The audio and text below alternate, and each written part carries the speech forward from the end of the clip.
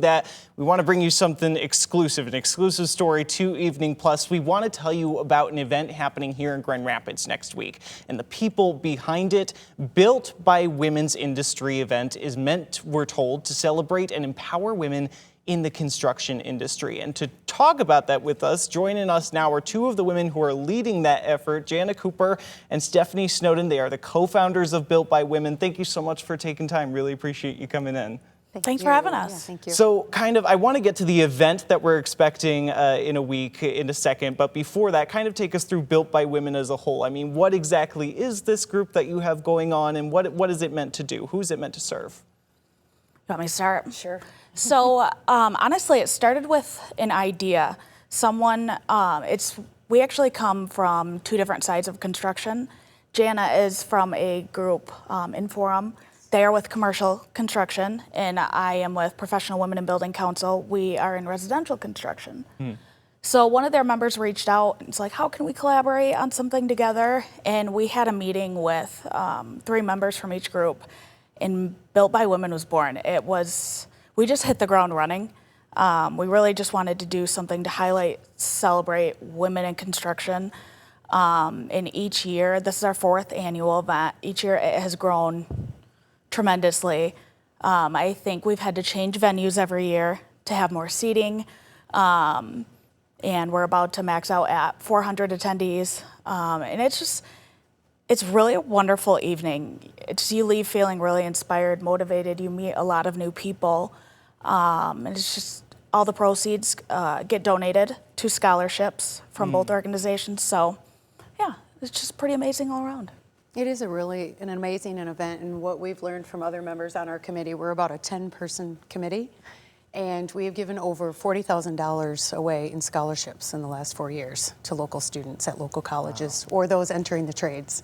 So it's really pretty exciting what we've done for the community and for the people in it. Oh my gosh, absolutely. And kind of take us through, I mean, like Jana, I'd start with you on this one. I mean, what was kind of the impetus, I'd say, behind this? I mean, like, what really was the need that you folks identified as to celebrating, empowering women in a construction industry that many may, at first glance, just think is very traditionally male-dominated field? What was the need for that when you first got together? Sure, no, that's a great question. So there are a couple other women that we decided, hey, we're essentially working in silos and we don't really know each other. We're not really collaborating.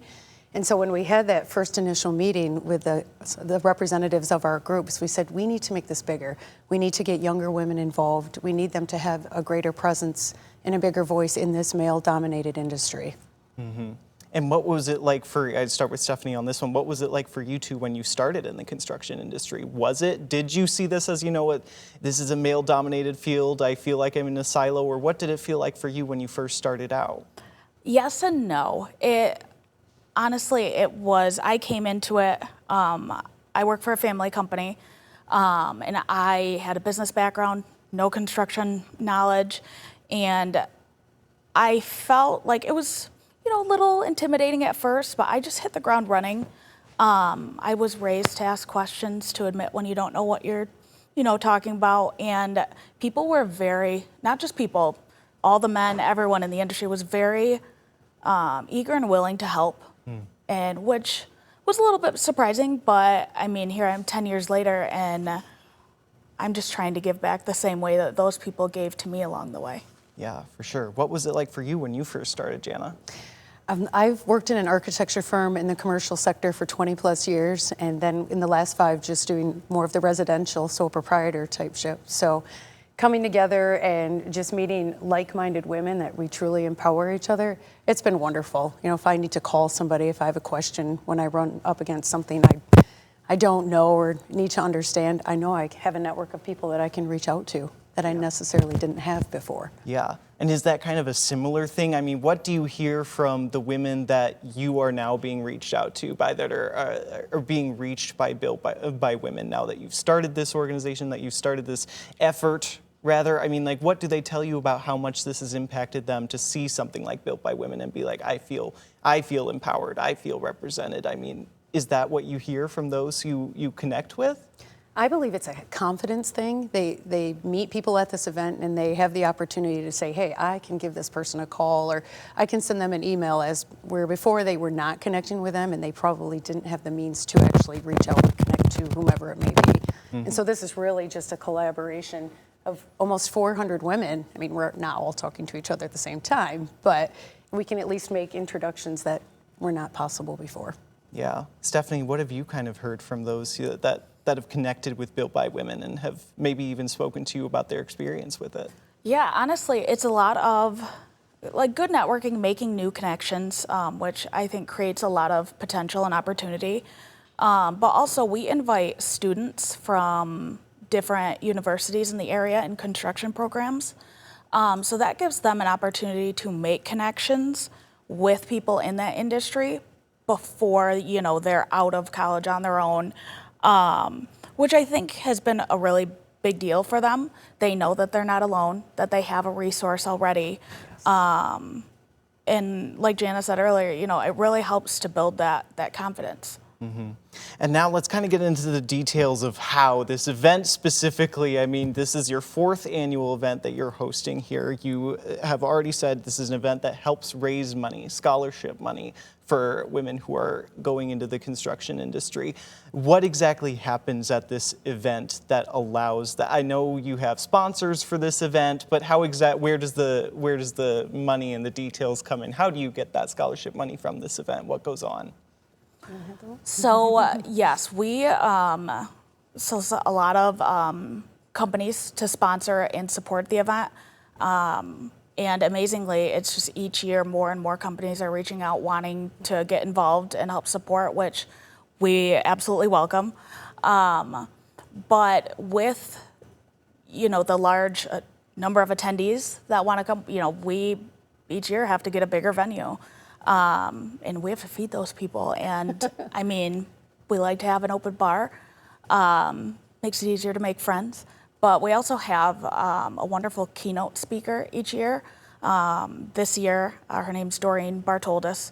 She's 40-plus year long career. And it's an opportunity just for professional development, learning and hearing from someone else's experience who has, you know, been doing it for a very long time, and kind of made it through all of those trial and error, you know, issues, and is able to provide a little bit different perspective.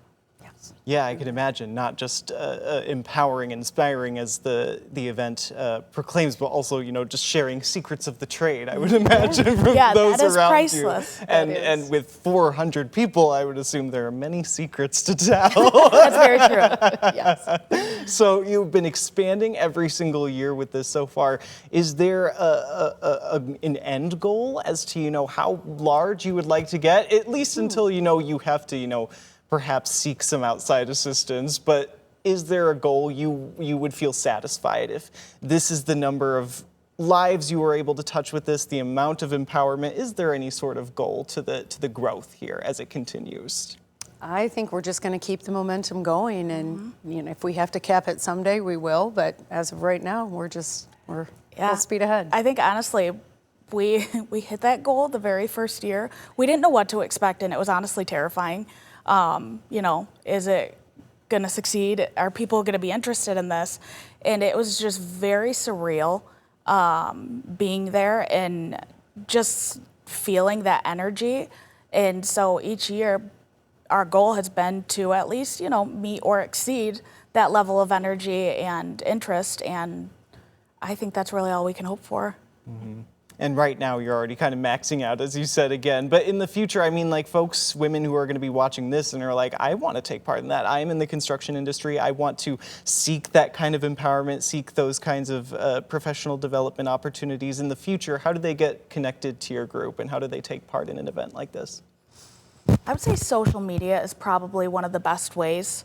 We have a Built by Women, Facebook, LinkedIn, an Instagram page. We try to be very active on there and share our plans, the date for each year. We try to do the third Thursday in October so people know what to expect.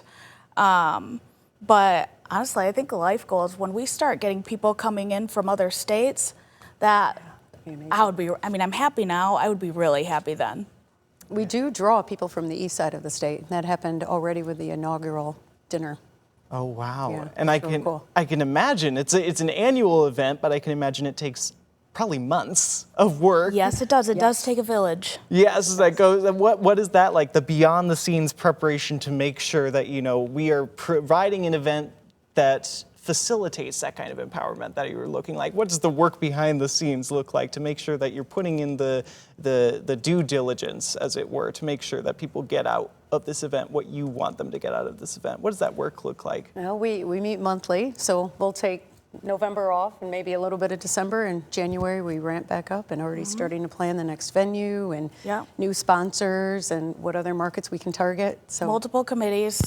yes, multiple. Everyone is very, very invested and heavily involved.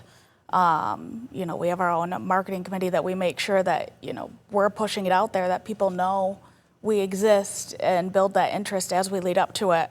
And we even have to have, our own event and logistics committee, because it's the little details that you wouldn't, really think of early on, but it really does make or break, the success of the event and, how well everyone's evening goes. Yes. Yeah. And beyond that, kind of rounding out here, but what is the overall message? To young women who are wanting to get into the construction field, but may interpret it as, I'm hesitant to do so, I'm nervous to do so. Outside of the event, what is just the overall message? What do you say to those young women who are guessing what very well could be their passion for construction? What do you say to them in that moment as you hope to empower them in other spaces? Ideally, we want to build them up. We want to encourage them, we want to empower them, we want to connect them, all of those things, and reach out to women that are entertaining going into the trades, or even women that are looking into starting a second career. This isn't necessarily limited to younger women. That is what we've been speaking of, but we have women that have started second careers that are even on our committee. So it's really a neat. I always tell people, if you're thinking about it, do it. And don't let anything stand in your way. It doesn't matter if it's primarily dominated by men, women combination. Everyone's very welcoming, and it's a pretty good industry to be a part of. So don't let anything hold you back. It's worth it. Yeah, for sure. And I just want to, because you are the folks, in the trenches, so to speak, you are the ones trying to build up this empower. I start with you, Jana. Is there any other message that we're leaving unsaid here, but you feel like is still in your mind, you have to get out to the folks who are going to be watching this? Is there anything else, a lasting message that you feel you want to leave them with? Anything else that we haven't mentioned? If you have a question, don't be afraid to ask. That's what I was always told throughout the beginning stages of my career. Don't be afraid to ask. Anything from you, Stephanie? Any parting message? Yeah, I would say same thing, building on that, like, you are not alone, no matter what it is. And all it takes is to ask someone else a question, to reach out to another person. Life is hard enough. If you have the opportunity to make someone else's life or day a little bit better, you'd be surprised. Most people are willing to do that. I have a feeling this event will probably get at just what you were saying. I admire the mission of empowerment for all of these women who are getting into the industry. Thank you so much for the work that you're doing. Good luck with this year's event and the ones in the future. Thank you so much for joining us, Jana Cooper and Stephanie Snowden with Built by Women. Thank you so much. Really appreciate your time. Thanks for having me. Thanks for having us. Thanks so much.